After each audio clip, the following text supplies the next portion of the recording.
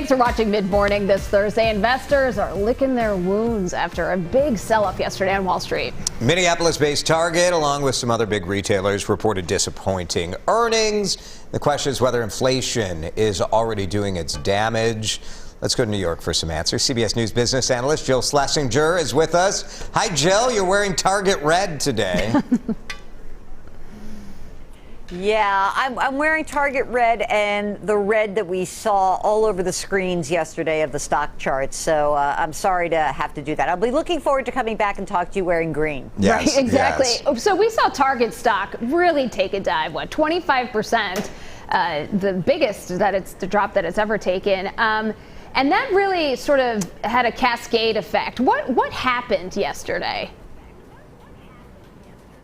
Well, I think that Target's report, which came a day after Walmart's report, really kind of stunned a lot of investors. And really, Target didn't say anything that was that surprising. They said, hey, we're paying more for a lot of the stuff and a lot of the costs of doing business we cannot pass on to our customers. And at the same time, the folks who are shopping at Target and also at Walmart and Kohl's, they are not buying these larger non-discretionary items, meaning that, like, hey, you know what? Like, I'm not going to buy a TV. I'm going to stick to my groceries and I'm going to get my toothpaste. That's it.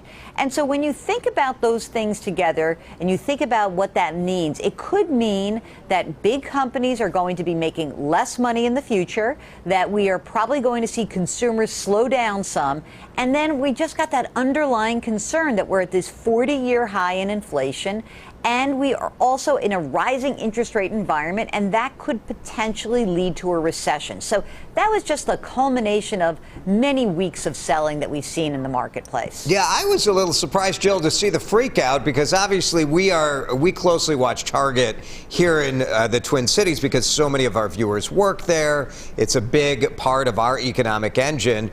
But Target has been saying all along, look, we're not expecting to repeat the performance that we did over the last 2 years during the pandemic. And then we also saw a report earlier this week that seemed to indicate that consumers, despite the fact that inflation has been driving spending up, that people are still spending money. People seem to be absorbing the price increases and spending money. Yeah. I think that that's an interesting question, though, because Target is saying to us what we kind of know intuitively. Things cost more. You cannot pass all those costs on to your consumer, right? You just can't. They cannot, like, do dollar for dollar increases because consumers just won't buy. But the interesting thing about that retail sales report was that, yes, the actual sales numbers were good, but those numbers are not adjusted for inflation. So that means people are spending a ton of money at the gas station and in the grocery store, and they may say, you know what, I'm not getting my kid a new gaming system. I'm not going to go for the fancier clothing. So that's where they're going to cut back a little bit. Jill, for anyone who checked their 401k yesterday, it's scary. And I wonder, what advice do you have for people who are investing right now? You know, just everyday people that are putting money aside perhaps for their kids' college or for their retirement. Yeah, I think that this is like the panic protection plan, right? Like, we just don't want you to be panicking right now. And frankly, you may feel like you're panicky. I don't want you to act on it. So I think a couple of good things to remember. Number one, if you are a long-term investor, you are in this for the long term. Even if you were retiring in a year, you don't need all of your money in your retirement account at one time. So you're investing for decades in the future. There's a caveat, though, and if you do need money within the next 12 months, you're going to have to sell off some of your positions, get that money out of risky stuff. And the reality is, for most people, they're not investing their emergency reserve in the market, but if you've done that by mistake, get it out of there.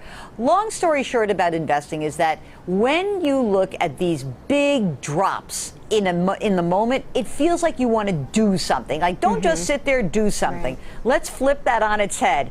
Let's just sit still, don't do a thing. All right. Well, Jason and I are both big Jill Schlesinger fans, so thanks for being with us today. We appreciate your time. Thanks, Jill. We just popped up the live look at the Dow Jones down, 291, I think, just came on the screen. Yep, so here we go again today. Thanks, Jill.